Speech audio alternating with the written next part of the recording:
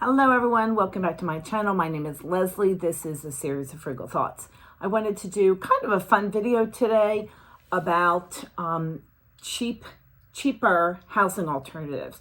I do not think this will be an exhaustive list, and if you have done something cheaply in order to live, or if you've lived somewhere cheaply, please let me know. I am going to tell you that, like I said, this is not an exhaustive list. There's all kinds of ways to live less expensively than paying rent or using a mortgage. But here's 10 of them that I was able to come up with. The first three, I'm going to have to read these, were things that people that I know who live within, let me see, is it all? Yeah, they're all living within, all these people, the first three examples, everyone lives within a mile of here. The first one is living in I guess I'll call it a converted living space.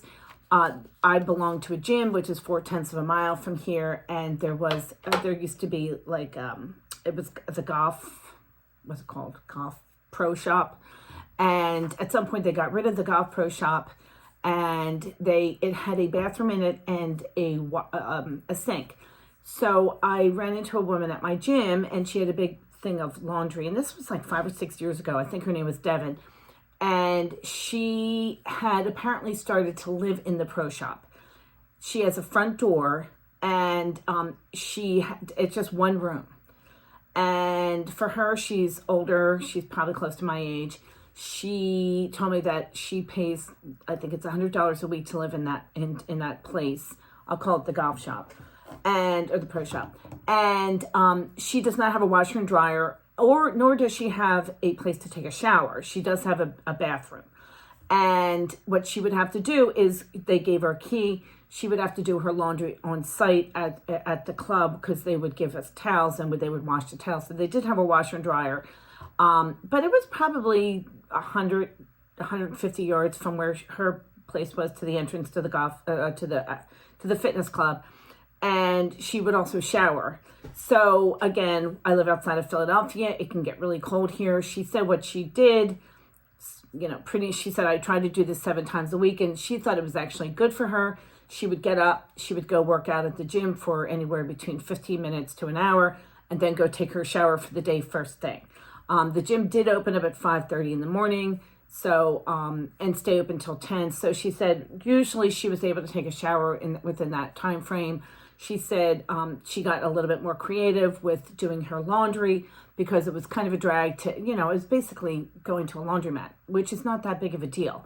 So she would take her bag of stuff down, put it in, go back, and she was able to pay very inexpensive rent to live in this kind of unconventional place. I do remember that one of the people who was I was talking to about it said something kind of mean about, like, wow, how do you get to that place in life? And I said, well, no, I mean, it's really working for her. I don't think it's out of the world. I wouldn't do it in Philadelphia because it's too cold, but if I were down in a warmer climate, I would consider that. The other thing that we have, again, less than half a mile, definitely, that away, is a lovely private school that my children actually went to the preschool there. And we have friends who, he is actually a lawyer, and his wife, I think his wife was a teacher, but he does not practice law anymore. He was a lawyer for a period of time. He didn't want to practice anymore. He got a job as a caretaker for this private school, it's K through 12 actually. And I would see him during the day driving around mowing the lawn. He's in charge of taking out the leaves, and he lives rent-free in a really beautiful home on the property. I will say that for both number 1 and number 2, and actually what I'm about to tell you, number 3, to me, loneliness would be a little bit of a factor, but they lived, Peg and Dave were their names. They lived with their children. They were right next to tennis courts. They had the run of the place on the weekends. I mean, I really did think it was an amazing place to, like, ride your bikes. They had the whole place to themselves, essentially. I do think that loneliness could be a little bit of a factor. For my children, I had 5 of them. If I had done that, I think my kids would have loved it. There was, but again, it is because of the nature of the private school. They are a little bit secluded from the rest of the world. So I could see that maybe loneliness might become an issue. The third situation is somewhat similar to 1 and 2. I have a cousin who lives outside. There is a farm nearby that has animals and things like that, and they have a little store in the front. And after she went through a situation in her life, she sold her house and she needed to find less expensive housing. She lives above the store. She works full time during the Monday through Friday as a nurse. And so they wanted someone on site just to make sure that there was no problems, there was no break-ins, and that that there was no problem with the animals. It's a farm. So she lives for a very reduced rate in order to, and she does that. Again, loneliness for that might be a problem for me, but she claims she has tons of friends and it's fine. Okay. The other thing these are other solutions that you might want to consider, and one of them is to be if you are looking to minimize or eliminate your housing, and that would be to be an in-house caretaker for an elderly or ill person. I know that as someone who has friends my age who have elderly parents, this is something that people are always looking for. So I think that this is something that if you are willing to be an in-house caretaker. I will say, however, that alternatively, I also had a friend, he lost his wife. He worked weird shifts. He wanted to hire a babysitter to move into his home as basically like a full-time live-in nanny, which this woman did. She had not, her children were grown. She was a little older. And so for her, that really worked. That was a great situation. And she was able to do that. So consider being either a caretaker or possibly a live-in babysitter and getting free room and board. The fifth one is, and this is really interesting, and this really appeals to me, is being there's two examples that I can think of. I had a friend from college. Her name was Katie Higgins. She lived in as a full-time resident. I probably shouldn't have said her last name. She was a full-time resident advisor for a local private school up in Princeton. I think it was Petty. And she worked and lived there for years, even after she got married with her husband, as a live-in resident advisor, living on campus with the kids in the dorm, and she got free room and board. Don't quote me on that because it might not have been entirely free, but I think it was free room and board, which is why she did it. The other thing that I've looked at, which I would kind of want to do this, but unfortunately I wouldn't do it because of where it is located. They hire couples to work and live in full-time at the Hershey School, which is located in Hershey, Pennsylvania. Husband and wife teams to work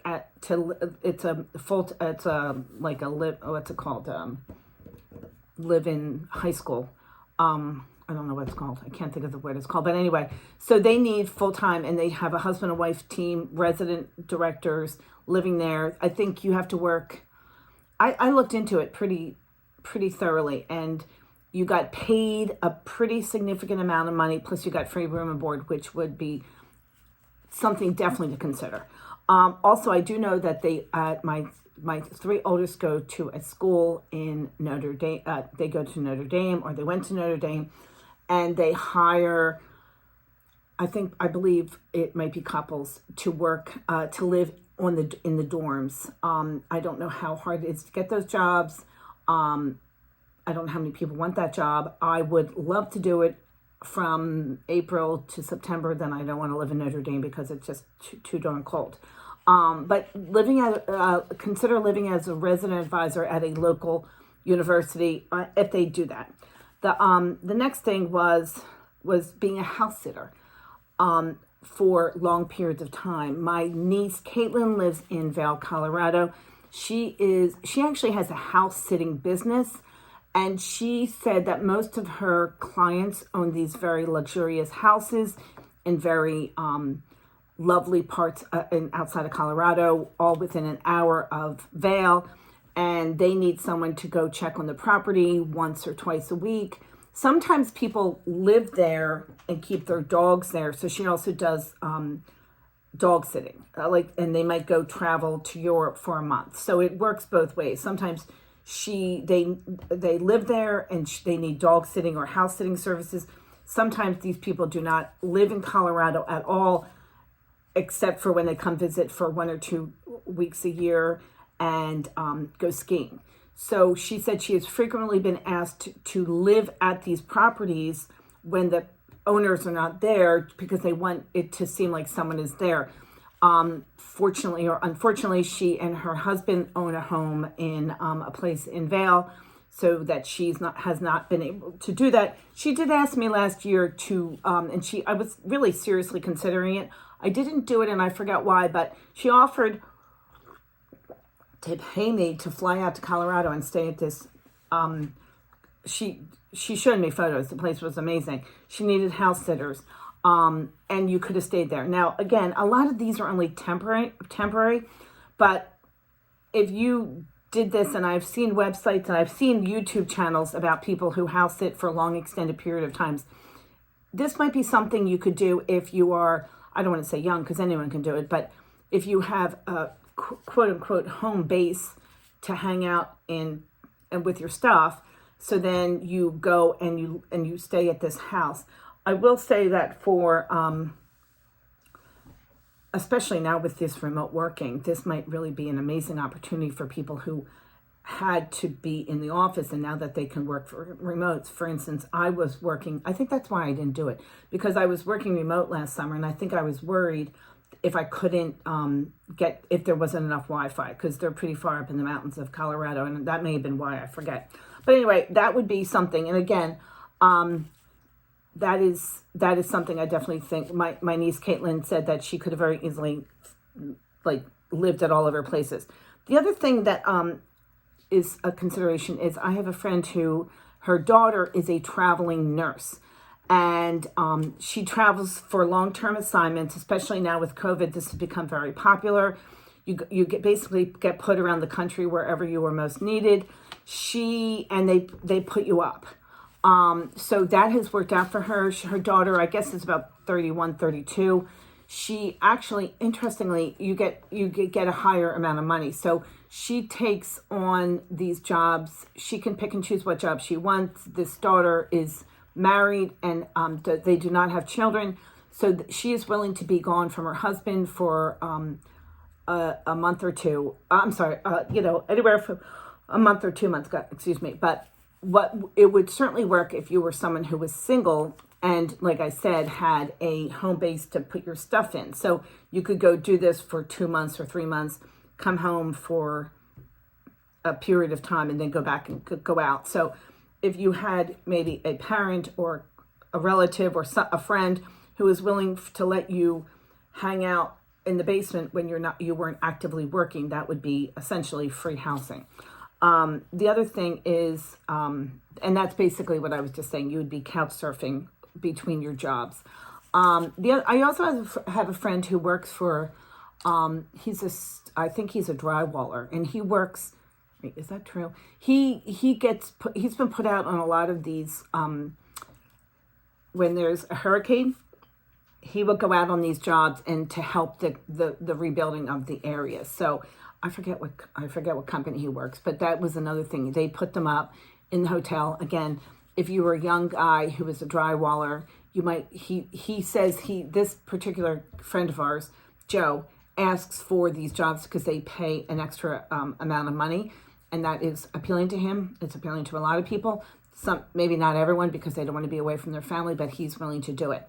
And then the last three are really kind of things that I'm sure you've heard about before. One is to buy a sheriff's sale property. Again, that is typically a property that has been gone into foreclosure, meaning that the prior owners did not pay for the mortgage, and the bank is just trying to get some money back for them.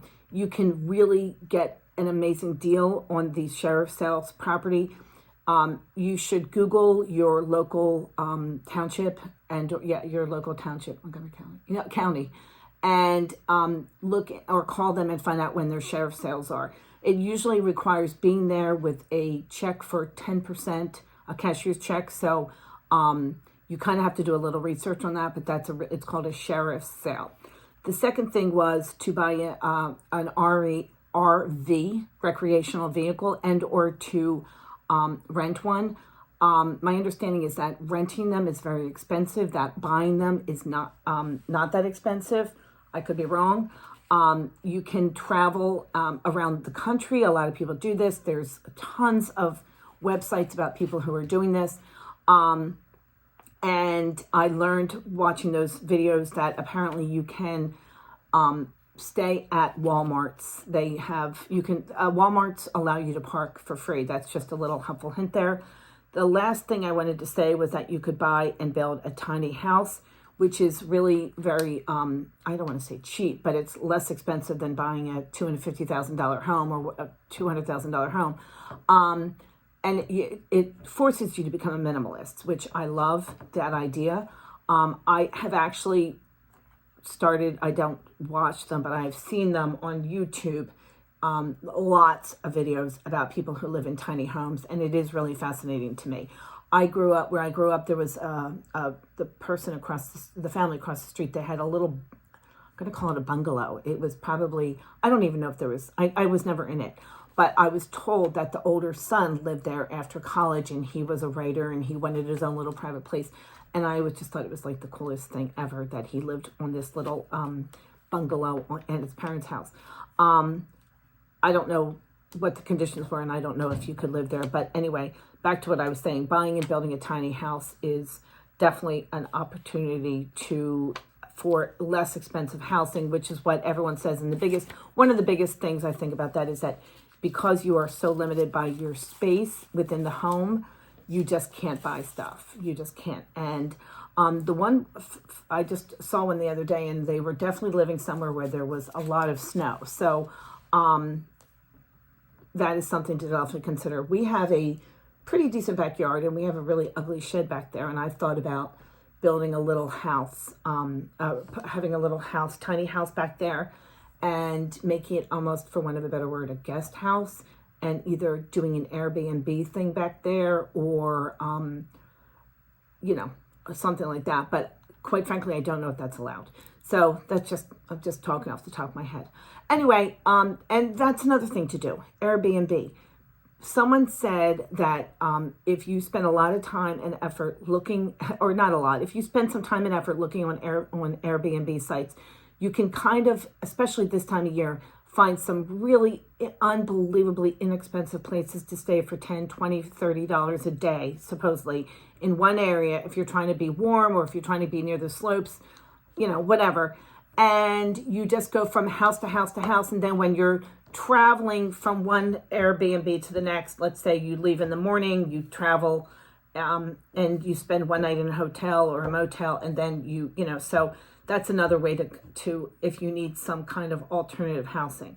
I have a friend who has an Airbnb. Her name is Mary, about a mile from here, and she told me what she gets for her Airbnb. It's basically a full upstairs, her full upstairs, which is but it's in the back. It's not attached to her home. And it's a very good deal. It's a very good deal. And she's happy to have the extra income. And so it's something else to consider.